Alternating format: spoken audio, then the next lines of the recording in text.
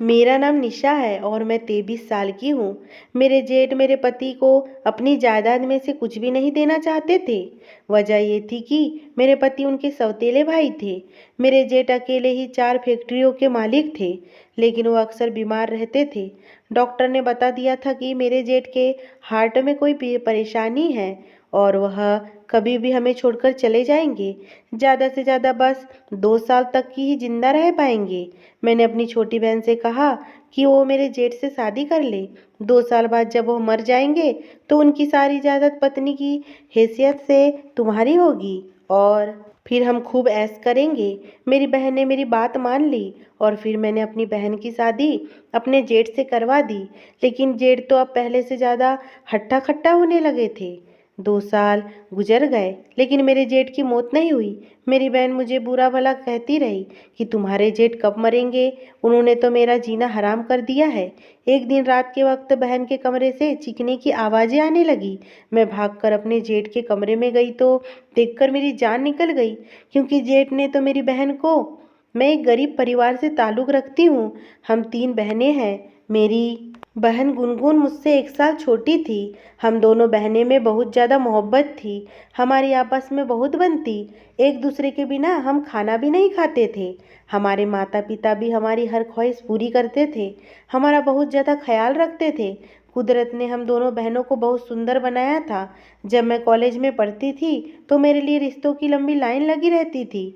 लड़के मुझसे बात करने के लिए मरे जाते थे, मगर मैं किसी को भी अपने मुंह नहीं लगाती थी। मैं किसी से भी बात नहीं करती थी। इसकी वजह यह थी कि मैं बहुत अमीर लड़के से शादी करना चाहती थी। मेरे ख्वाब बहुत ऊंचे थे, लेकिन मैं अपने सपने पूरे करने के लिए कोई गलत रास्ता अपनाना नहीं चाहती थी। मैं सही तरीके से अपनी मंजिल को हासिल करना चाहती थी।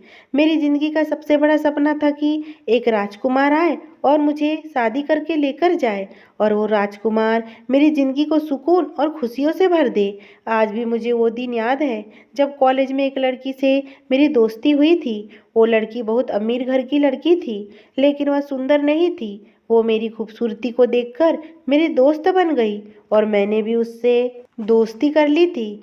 वो मुझसे बहुत बातें किया करती थी। जब मैं अक्सर उसके घर आती जाती रहा करती थी, उसके घर में मेरी उसके एक कज़न से मुलाकात हुई। वो बहुत अमीर और खूबसूरत इंसान था। मुझे देखकर उसकी नज़र मुझ पर ही अटक गई थी। कुछ देर बाद वह होश में आया तो मुझसे कहने लगा, आप कौन हैं? मैंने आपको इस घर में पहले कभी नहीं देखा। तभी मेरी सहेली ने उसे बताया कि निशा है, ये मेरी बहुत अच्छी दोस्त है।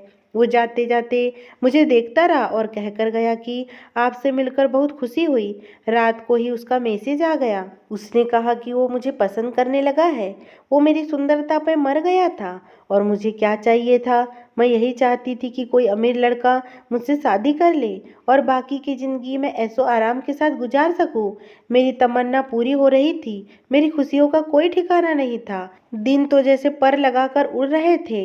हमने खुशियों में मगन मैंने अपनी सहेली के बिहेवियर को भी नहीं देखा था। वो दिन ब दिन मुझसे दूर होती जा रही थी। वो मेरी बहुत अच्छी दोस्त थी। अब उसने बहुत से दोस्त बना लिए थे और मुझसे बात तक नहीं करती थी। मैंने इस बात को ज़्यादा नहीं सोचा। फिर एक दिन मैं कैंटीन में बैठी हुई थी जब मेरी दोस्त मीना मेरे पास आई। उस वक्त मेरे पास एक लड़का बैठा हुआ था। मीना ने मुझसे कहा कि मैं तुमसे अकेले में बात करना चाहती हूँ। मैं उठकर उसके साथ अलग चली गई। वो आज ज़्यादा सीरियस लग रही थी। उसने मुझसे कहा कि यह बात करना मुझे अच्छा तो नहीं लग रहा है, लेकिन मैं क्या करूँ? मुझे तुम्हें यह बात बतानी भी ज़रूरी है। तुमसे मेरी बहुत अच्छी दोस्ती रह चुकी है निशा। मैंने सच्चे दिल से तुम्हारी तरफ अपनी दोस्ती का हाथ बढ़ाया था, क्योंकि तुम मुझे बहुत ज़्यादा अच्छी लगी थी। लेकिन तुमने फिर मेरे कज़न आर्यन का दोस्ती का हाथ पकड़कर अच्छा नहीं किया। इस बार मैं चौंक कर मीना की तरफ देखा तो क्योंकि आर्यन ने कहा था कि हमारी दोस्ती का किसी को पता नहीं चले। फिर मीना को कैसे पता चल गया था? वो मुस्कुराई और कहने लगी कि ज़्यादा हैरान होने की ज़रूरत नहीं। जिस दिन उसने तुम्हें पहली बार मैसेज किया था, उसने मुझे चैलेंज किया था कि वो तुम्हें फंसा कर रहेगा, मगर मैंने उसकी बात को सीरियस नहीं लिया था और मैंने कह दिया था कि निशा ऐसी लड़की नहीं है। मगर तुमने तो मुझे शर्मिंदा करवा दिया। तुमने तो उसे बहुत अच्छा रिस्पॉन्स दिया था और आर्यन मेरे मंगेतर है। कुछ महीनों बाद हमारी शादी होने वाली है, लेकिन मैं उनकी इस घटिया हरकतों की वजह से उसे पसंद नहीं करती। मुझे लगा था निशा तुम दूसरों से अलग हो, लेकिन मेरे सारे दावे बेकार रह गए। तुम भी आम सी लड़कियों जैसी निकली, जो मर्द की जरा सी तारीफ पर उनके सामने बिक जाती है। मीना अपनी बात करके चली गई थी, लेकिन मुझे सोच में धकेल गई थी कि हर कोई मुझे अपना मजाक उड़ाता हुआ नजर आता था। ऐसा लगता था जैसे सारी दुनिया मुझ पर हंस रही है। घर आने के बाद जब मैंने आर्यन को इन सब बातों का बताया तो पहले तो उसने मुझे झुठलाने की कोशिश की, फिर उसने इन सब बातों को मान लिया था। फिर मैंने उसे बहुत बुरा भला सुनाया, फिर उसे ब्लॉक कर दिया और उसके बाद उससे कभी भी बात नहीं की। ये मेरी ज़िंदगी का बहुत घटिया तजुर्बा था और मैंने इस तजुर्बे से बहुत बड़ा सबक हासिल किया था। उसके बाद मैं अपनी पढ़ाई में लग गई थी। मुझे इधर उधर का कोई होश नहीं था। मैंने बहुत अच्छे नंबरों से एजुकेशन पास किया था और अब मैं एमएससी कर रही थी। एक बार हमारे कॉलेज में बहुत बड़ा फंक्शन हुआ था, तो यहाँ बहुत अमीर लोग गेस्ट बनकर आए थे। उनमें से एक इंसान जिसका नाम सुमित था, मुझ पर अपना दिल हार बैठे थे। उन्होंने कॉलेज के रिकॉर्ड पर मेरा एड्रेस और फ़ोन नंबर पता कराया था। रात को ही मुझे उनकी कॉल आ गई थी। जब उन्होंने मुझे बताया तो मैं एक पल को तो हैरान रह गई थी, लेकिन मैं जल्द ही खुद पर काबू पा लिया था। वो मुझे पसंद करने लगे थे। उन्होंने अपनी मोहब्बत का इजहार मुझसे किया था। यह सब बातें मेरे लिए नई नहीं थी। मैं एक भयानक तजुर्बे से गुजरी थी। मेरा दिल अभी तक उस सदमे को भी नहीं भूल पाया था। इसलिए मैंने उनकी किसी भी बात का कोई जवाब नहीं दिया और फ़ोन बंद कर दिया। उसके बाद वो रात भर मुझे मिनट मिनट पर कॉल और मैसेज करते रहे। हैरत का झटका तो मुझे तब लगा, अब अगले दिन वो अपना रिश्ता लेकर आ गए। मेरे घर वाले तो हैरान थे कि इतने बड़े लोगों को कहाँ बैठाए। उन्होंने मेरे रिश्ते की बात कर दी और शादी की डेट भी निकलवा ली। सब कुछ इतना अचानक से हुआ था कि मुझे यकीन ही नहीं हो रहा था। उस घर में बस मेरे होने वाले पति और मेरे जेठ थे। जेठानी इस दुनिया में नहीं थी। मेरी ननद इंडिया से बाहर रहती थी। उस घर में कोई भी औरत नहीं थी। शादी की सारी शॉपिंग मैंने खुद ही की थी। मेरे घर पर रोज ड्राइवर आ जाता था, तो मैं कभी अपनी बहन गुनगुन के साथ, तो कभी मम्मी के साथ और कभी उनके साथ जाकर शॉपिंग करती थी। इसलिए मैंने हर चीज़ अपनी मर्जी और पसंद से ली थी। और फिर मेरी शादी का दिन भी आ चुक पहुँचा। अपनी किस्मत पर बहुत खुश थी। मुझे ज़िंदगी बहुत अच्छी लग रही थी। मुझे यकीन नहीं हो रहा था जिस ज़िंदगी के बारे में जो मैंने सोचा था, जो मैं चाहती थी, वो सब मुझे मिल गया था। अब हर चीज़ मेरे पास थी। जब भी गुनगुन घर आती तो वो मेरी हर चीज़ को देखती रहती और मुझसे कहती, दीदी तुम कितनी खुशकिस्मत हो। मैं इस बात पर मुस्कुरा देती। मैं गुनगुन की भी किसी ऐसे इंसान से शादी करवाना चाहती थी, लेकिन वो पागल वही पास के एक लड़के को पसंद करती थी। दोनों एक दूसरे पर जान देते थे। मोहित की बहुत मामूली सी जॉब थी। मैं उससे कहती थी कि मोहित तुम्हें क्या दे सकता है, वो तो तुम्हारी कोई भी ज़रूरत पूरी नहीं कर सकता। मेरी मानो उसे छोड़ दो, मैं तुम्हारा किसी अच्छे घर में रिश्ता करवा दूंगी। लेकिन वह हर बार मना कर देती थी और कहती थी कि दीदी मोहब्बत और दिल की खुशी सबसे बढ़कर होती है। अक्सर मेरे जेठ और गुनगुन का आमना सामना हो जाता था। वो एक भरपूर नज़र डालते और अपनी नज़र बदल देते थे। इस बात को गुनगुन ने नोट किया था और जब उसने इस बात का जिक्र मुझसे किया तो मैंने हंसकर टाल दिया। मेरे जेठ अच्छे खासी उम्र के थे, लेकिन वो अपने आप को बहुत ज़्यादा ख्याल रखते थे। रोज़ाना जिम जाते थे, रोज़ाना सुबह शाम एक्सरसाइज करते थे और अपने खान पान के बारे में बहुत ज़्यादा ख्याल रखते थे। देखने में वो मेरे पति से भी कुछ साल ही बड़े लगते थे। मेरी शादी को 3 साल होने वाले थे और अब तो मैं एक बच्चे की माँ बनने वाली थी। हम दोनों इस बात से बहुत ज़्यादा खुश थे। मेरे पति ने मुझे बताया कि मेरे जेठ को हार्ट का मसला है और उनके दिल में कोई बड़ी परेशानी है और उनका हार्ट ने काम करना छोड़ दिया है। यह सुनकर तो मेरे पाँव के नीचे से ज़मीन निकल गई। मेरे पति बहुत ज़्यादा दुख में थे। अपने भाई की वजह से वह अभी रो रहे थे। जेठ जी का व्यवहार भी मेरे साथ बहुत अच्छा था। वो मेरा बहुत ख्याल रखते थे। यह खबर सुनकर मुझे भी बहुत बड़ा झटका लगा था। लेकिन अब क्या होगा। मेरे जेठ खुद ही डॉक्टर के पास जाते थे और उन्होंने खुद ही कहा कि उनके पास जीने के लिए 2 साल बचे हैं। मेरे पति ने कहा कि किसी बाहर देश में चलते हैं और वहाँ पर तुम्हारा इलाज कराते हैं, मगर मेरे जेठ ने एक नहीं सुनी। उन्होंने कहा कि अगर भगवान ने चाहा तो उन्हें कुछ भी नहीं होगा। एक दिन मेरे जेठ ने एक वकील को घर पर बुलाया और वसीयत लिखवा दी कि मेरे मरने के बाद 4 फैक्ट्रियाँ किसी और के नाम पर कर दी जाएंगी। क्योंकि सुमित मेरा सगा भाई नहीं है, इसलिए मैं चाहता हूँ कि सारी जायदाद मैं गरीबों में बांट दूँ। सुमित के नाम पर बस यही बंगला रहेगा। जेठ की ऐसी वसीयत से मैं और सुमित दोनों परेशान हो गए थे। उनके मरने के बाद हमारे हालात बहुत ख़राब होने वाले थे। तभी मेरे दिमाग में एक आइडिया आया कि मैं अपनी बहन गुनगुन की शादी अपने जेठ से करवा दूंगी। 2 साल की ही तो बात है। 2 साल के बाद जब मेरे जेठ मर जाएंगे तो बीबी की हैसियत से सारी जायदाद गुनगुन की हो जाएंगी और हम सब ऐश करेंगे। सुमित और मैंने बहुत मुश्किल से जेठ जी को शादी के लिए मनाया और जब मैंने गुनगुन से बात की तो वह यह सुनकर हैरान रह गए। वो शादी के लिए तैयार नहीं थे। वो मोहित के साथ सच्ची मोहब्बत करती थी और उसी से शादी करना चाहती थी। मैंने उसे मनाने की हर मुमकिन कोशिश की, फिर आखिर वो मेरी बात मान गई। फिर मैंने अपने माता पिता से भी बात की और उन्हें भी मैंने बहुत मुश्किल से मना लिया था कि मेरे पति मेरे जेठ के सगे भाई नहीं थे, इसलिए मेरी बहन की शादी मेरे जेठ से हो सकती है। गुनगुन विदा होकर उस घर में आ गई थी और दिन बहुत रफ्तार के साथ गुजर रहे थे। दिन तो 2 साल से आगे जा रहे थे और मैं गुनगुन तो परेशान थे कि क्या हो रहा है। हम दिन उंगलियों पर गिन गिन कर गुजार रहे थे, लेकिन जेठ जी तो हट्टे खट्टे थे। वो जब घर पर होते तो ज़्यादातर वक्त अपनी पत्नी गुनगुन के साथ गुजारते थे और जब बाहर होते तो मेरे बेटे को उठाए रखते थे। उन्हें अपने भतीजे के साथ बहुत ज़्यादा मोहब्बत थी। पहले तो गुनगुन बुझी बुझी सी रहती थी, लेकिन अब ऐसा लगता था कि वो अपनी ज़िंदगी की तरफ वापस लौट रही थी। लेकिन हमारे जहन में यही बात रहती थी कि आखिर क्या वजह है कि मेरे जेठ कहीं से भी बीमार नहीं लगते। तब मैंने गुनगुन से कहा कि उनकी मेडिकल रिपोर्ट को ढूंढो और देखो कि उनमें क्या लिखा है।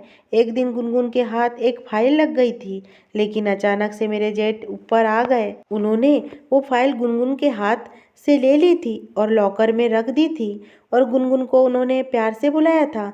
गुनगुन को तो वो कभी डॉक्टर के चेकअप के लिए अपने साथ लेकर जाते थे।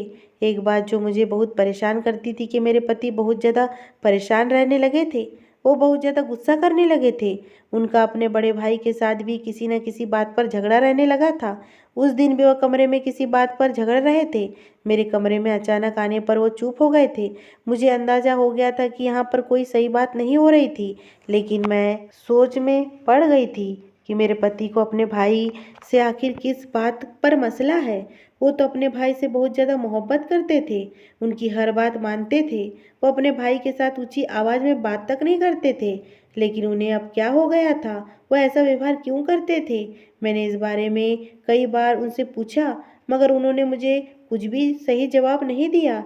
आज जब मैंने उसे कमरे में आने के बाद इस बारे में पूछा तो पहले तो वो चुप हो गए, फिर वो कहने लगे, तुम जानती हो भाई की बीमारी के बारे में, और तुम ये सोचती होगी कि उन्हें डॉक्टर ने यह कहा था कि वह 2 साल तक ही जिंदा रहेंगे। लेकिन अभी उनकी बात पूरी नहीं हुई थी कि दरवाजे पर कोई आया। जब मैंने दरवाज़ा खोला तो सामने गुनगुन खड़ी थी। उसका चेहरा पीला पड़ रहा था। वो कहने लगी, मेरे साथ अस्पताल चलो, मेरी तबीयत बहुत ज़्यादा खराब है। उसकी खराब तबीयत देखकर मैं परेशान हो गई और उसी वक्त मैं उसे अस्पताल लेकर गई, मगर डॉक्टर की बात सुनकर हमारे पाँव के नीचे से ज़मीन निकल गई। गुनगुन माँ बनने वाली थी। यह खबर मेरे लिए किसी कयामत से कम नहीं थी, मगर गुनगुन यह सुनकर बहुत खुश हो गई थी और मैं उसकी खुशी पर हैरान रह गई थी। घर आने के बाद जब मैंने यह बात अपने पति को बताई तो उनके बदलते चेहरे की रंगत देखकर मैं डर गई थी। उनके चेहरे पर तनाव आ गया था। वो बहुत ज़्यादा गुस्से में लग रहे थे। मैंने उन्हें देखकर कुछ भी कहना, सुनना या पूछना जरूरी नहीं समझा और लाइट ऑफ कर दी और सोने के लिए लेट गई।